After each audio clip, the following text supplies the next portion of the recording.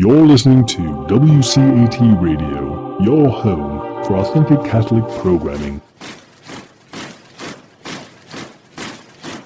Greetings, listeners to Ronda's Radio Journal.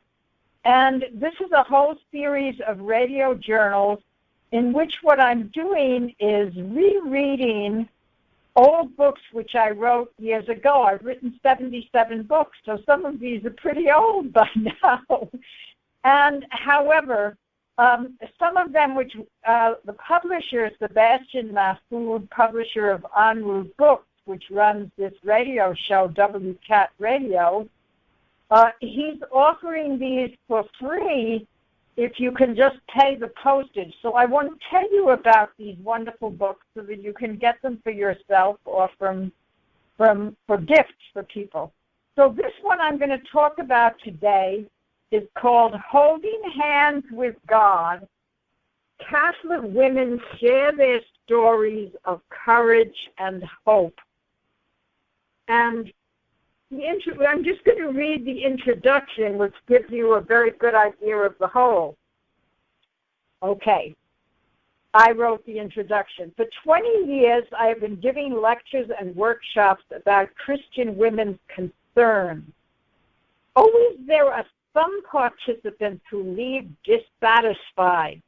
They tell me, Rhonda, what you said was good, but it didn't go deep enough into problems like mine. Sometimes these difficulties involve pain I myself have experienced, such as the suicide of a child or a mastectomy. Then I can not only empathize, but also witness to the ways I found Christ in the dreadfulness of that agony. But many times the problem is one I have not had, such as sexual abuse, alcoholism, or extreme overeating, that I have met other women who did come through such trauma and now live in hope. Finally, I thought of a remedy. Why not get the survivors to write their stories for other women still experiencing nearly unbearable darkness? People with these problems go to support groups, and that's very, very good. I very much recommend support groups. I've had great, great help from support groups. But on the other hand, sometimes as well, you want to read a story of someone you don't know personally because the way that person put something of the graces they got when they were going through these problems will be an opening for you. And so I say, I have been greatly moved by reading the accounts I have assembled in this book. My prayer is that you may find comfort and light from God as well. So, okay. So, the first chapter has this title, You Are Special, Abused Human Dignity. And until this woman, Betty Mitten, wrote this chapter, I really had never considered this thing, which is there are people who I would think of as fine, doing fine, and yet they have just a terrible, terrible low self-image. And let me read from one of her paragraphs. So she says this, while many things are being said about child abuse or the physical abuse of spouses, little has been presented to address the issue of abuse to human dignity. This abuse may not include physical abuse. On the contrary, it's often accompanied by no physical contact at all.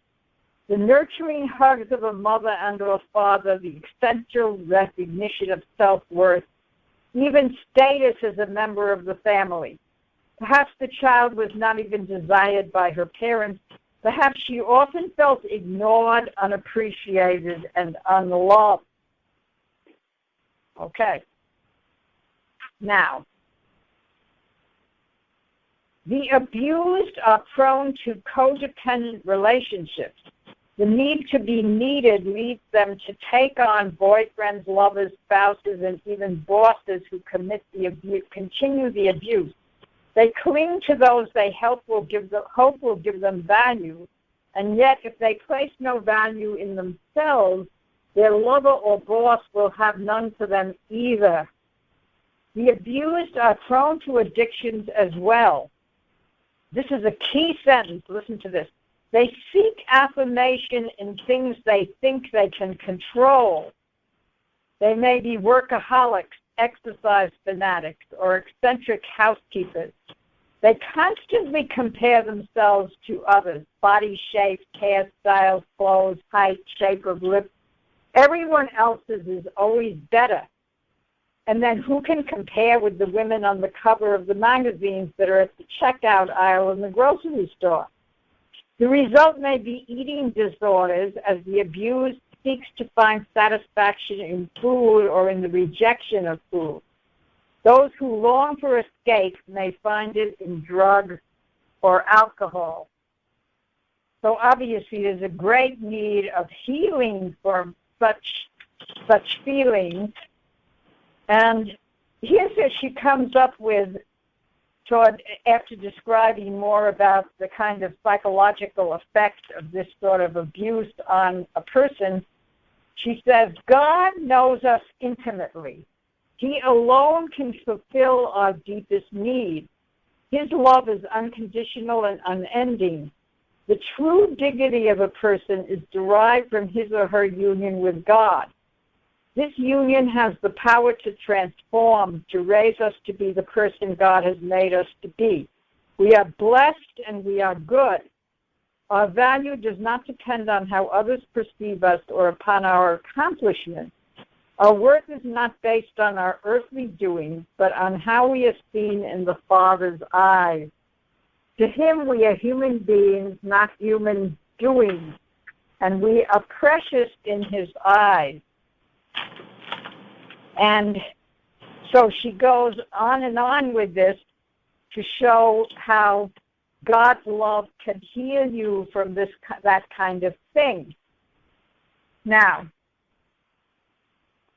here's another one on eating disorders. Okay, and it's by a woman called Natalie Nelson. And so, listen to this description. One day in December 1991, I looked in the mirror and realized that I had gained about 30 pounds. I had been attending UC Santa Cruz for 3 months, and somewhere in the middle of the partying and depression, I had unwittingly realized one of my biggest fears. Panic set in, and I learned what it meant to be utterly disgusted with oneself. Okay. Now,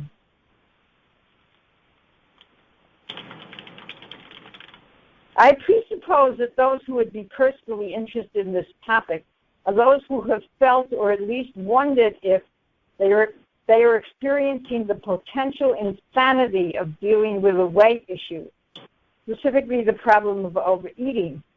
I'm increasingly aware that overeating is extremely common today among women, especially young women, and that it permeates even the holy minds and hearts of strong Christians.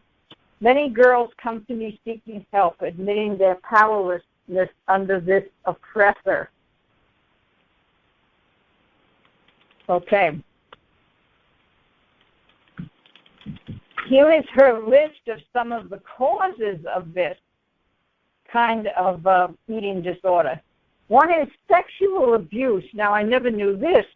She says, it has been said that 80% of women with eating disorders have undergone some form of sexual abuse. Another one is having alcoholic parents. Another one is abandonment by parents or family members. Another one is parents who are overly rigid, uncaring, or emotionally negligent. Another one is being raised in a society which promotes immodesty, promiscuity, the exploitation of women. Okay, so some of these things, if you have an overeating problem, you might be very familiar with, but others maybe not. So this is the point at which healing must begin. The primary and most crucial element of healing is surrender. Your back is against the wall. Surrendering to God is the only and saving option.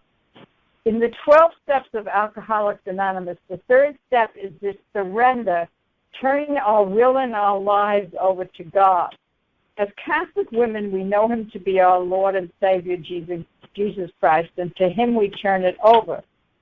We need to relinquish all attempts to control over our lives and let God be the master of all. We must drop in humility to our needs and lay it all, the feelings, the pains, the ideals of fixing the problem, the failed attempts, the panic and despair, even the excitement of a successful day at the feet of our personal and infinitely loving best friend and Redeemer, Jesus.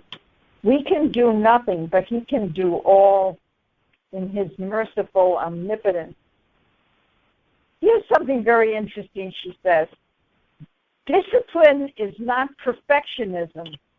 Remember, progress, not perfection. That saying, progress, not perfection, is in all 12-step programs. Behind perfectionism lies a hidden fear that others will not approve of you as an imperfect person. But we can never be perfect. The human condition is one of trial and error. By our very natures as creation, we know this to be true. By retaining the mindset of the perfectionist, you set yourself up for failure in all your endeavors. This is inevitable. Isn't that interesting? Okay. So, get the book and see. So now, here's one very interesting that I wanted you to see about having a mastectomy. That's where you have a breast or both breasts removed. And I had a mastectomy. So that chapter is written by me. And there are two stories of mastectomy by different women. The other one is Judy Bratton. At first I thought it wouldn't bother me so much because I was a middle-aged woman. My husband wasn't he was overly distressed that I might die of cancer, but he wasn't horrified at the fact that I would have one breast after the mastectomy. But then gradually it began, before the surgery, I began feeling worse and worse about it. And I love to talk about the way Jesus helped me with this. Just before the actual mastectomy, I was praying alone in the church after my daily communion, looking up as usual at the large crucifix hanging behind the altar. Jesus fixed my gaze on his wounded side. Familiar images from the devotion to the Sacred Heart began to pass through my thoughts. Hide me in your wound. The church flowed through the wounded side of Christ. Suddenly I realized after my mastectomy, my side will look like the wounded side of Christ. And that got me through. Here's a poem that I wrote at the time, which I like. I had forgotten it, actually. I haven't come back to this book for 20 years, so I'm reading it again and quite amazed at this. So I'm going to read this poem called Mastectomy. Mammogram, mammal, milk-giving, sweet round appendage, submitting so passively to being tested, tried, labeled, then brutally pierced, and finally sent to garbage hell. Far from the body of that woman, once girl, then lover, then wife, then mother. Ignored, dear breast, for 15 years after your last service as nurturer of my son, yet humbly serving the symmetry of my form as I darted hither and yon. Now I stare at the ridged wound where once you dwelt, awed, uncertain, trying to see it as a detached symbol, not a disfigurement of me. There's one about widowhood that says different things. I have a whole book about becoming a widow myself called A Widow's Walk, Courage from the Widow's Saint. But this one is quite different. And this was an English woman called Sue Norris, who was a student at Franciscan University of Steubenville when I was teaching there. And she's talking about how terrible this loss was because she had a very, very good marriage. And she says, I came to real anger with God. Being a Christian is about becoming integrated whole, and now through no fault of my own, being bereaved was to become at once split, disjointed, shattered, scattered. It was apparently to lose at one blow all the wholeness and integration achieved so far. Though I hadn't just lost my husband, I'd lost myself as well. It just wasn't fair. All the tools I constantly acquired through the years to deal with such pain as the disintegration I was currently experiencing within myself have simply flown out the window. To be bereaved is to die without dying. It is to lose everything you have known up to that point, but to continue as though it were not in fact all past. It is to find that life is stopped, but you have to continue walking, seemingly legless. It is to love your children and friends still, and yet to have no heart, no feeling. It is to hear sounds and yet have no understanding of their meaning. It is to find one's memory, long and short term, has gone on holiday. So what a description. Yet, finally, she says, she came to trust. And I knew that I just had to live day by day, not to push myself into anything, but to live gently. Quite a change from the energetic person I had been. But it was right, and somehow a new peace entered me along with sorrow. God also gave loving personal signs of his presence, that he was in control even in this valley. I think the most powerful sign was in a dream. I was 6 months into this period of widowhood when the word courage appeared spelled out in red capital letters across a clouded sky. Okay. So that gives you a pretty good idea of what wonderful things could be in this book that you could get free if you're willing to pay the postage. And you could give this book to friends of yours. So, very often you have this feeling something terrible happens to someone, and you have this feeling, your friend, and you have this feeling, I don't know what to say. Well, you don't have to say something. You could, if you have this book, different copies of this book, you could give these copies to people, and it will help them. Even if they don't read it immediately, it will eventually could be of great help to them. Okay. So the last one I want to talk about is the chapter on divorce. And this woman, Dorothy Miranda Neiman, wrote a chapter called Worse Than Death, Divorce. And she says she had a very terrible childhood, and she always felt she was, no one could ever love her, that she was no good, and all that kind of thing. My fantasy of marriage was to have the perfect husband, children, house, and so on. My role models were the television shows of the 50s where all the problems were solved in a half hour, and the mothers portrayed in the programs were almost saints. What a shock when I found out I had married a career military man and we would not live in the same house for the next 100 years. He would not only always come home at 5 o'clock, our children would not be perfect. We would move every 2 years or so, and we would leave a host of friends all over the world. By the 28th year, our life was utter chaos. Our daughters were in college, and I had lived my life for them as a volunteer scout, Girl Scout leader, CCD teacher, room mother, library volunteer, and more. Rick said I said yes to everyone but him. We were trying very hard to have a relationship, but I had been in control too long and was not able to step back. It is quite obvious neither one of us was going to change. Our marriage lasted 29 years, the last 9 years almost a constant battle of me trying to pass responsibility to Rick, but never really trusting him to take any. And, okay. Divorce is worse than death. The other half of the marriage union is still alive, and I feared meeting him and the other woman each time I went out the front door. Each time the phone rang, I held my breath until I was sure it wasn't Rick. Rick was her husband's name.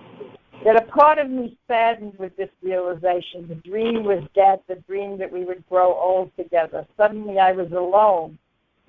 Marriage makes two people one, and the part of me that had been cruelly severed was raw and bleeding profusely.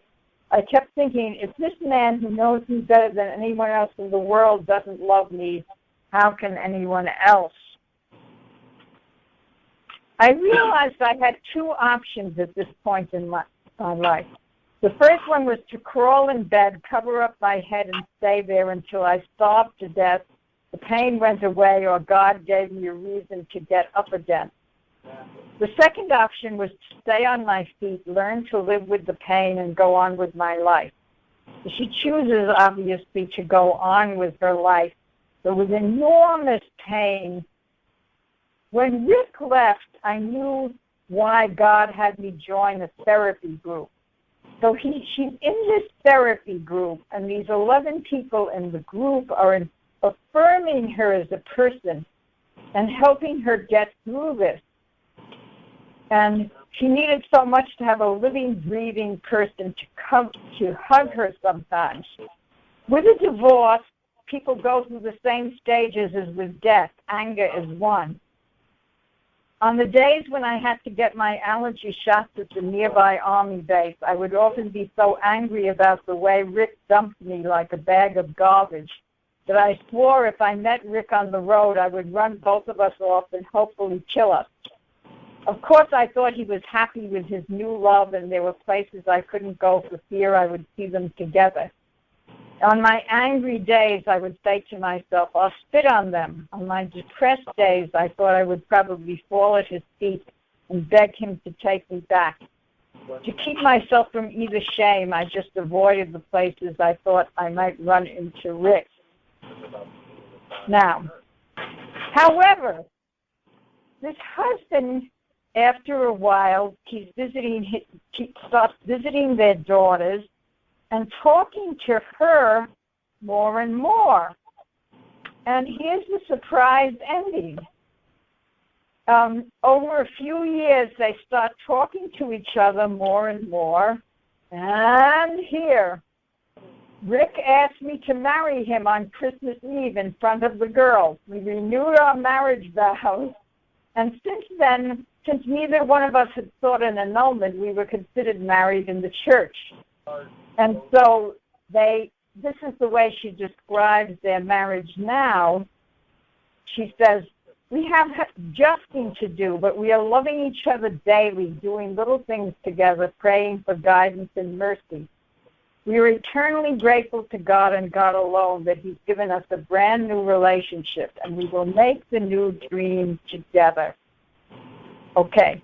Now, just as interesting as this one is that this book has helpful stories about miscarriage, mentally ill children, death of children, rape, sexual abuse, being abused sexually as a child. This is one of the chapters that I will never forget. This woman was quite a close friend of mine. And she describes how when she was a child, when she was a little child, her father would put her on the kitchen table and threaten her with knives to cut her to pieces. I mean, it's just an amazing story. And she got through this finally years later on a healing retreat, realizing that she experienced as a little child what Jesus did when he was being tortured, and her identification with Jesus brought her healing. So, to get a free copy of this wonderful book, all you have to do is you put in www.rondachervin.com, and you know how to spell my name because it's on this radio show.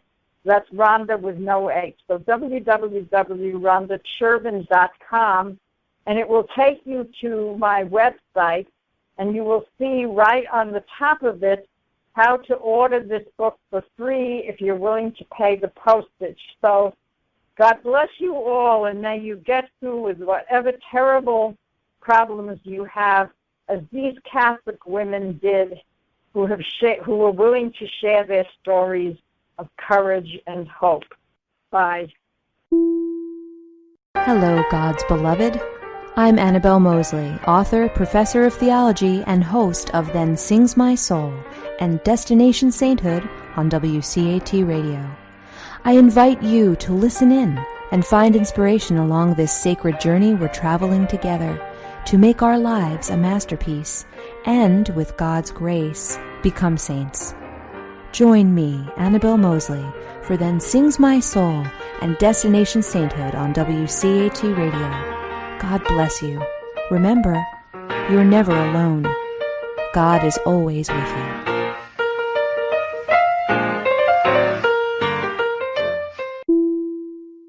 Thank you for listening to a production of WCAT Radio.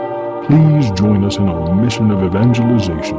And don't forget, love lifts up when knowledge takes flight.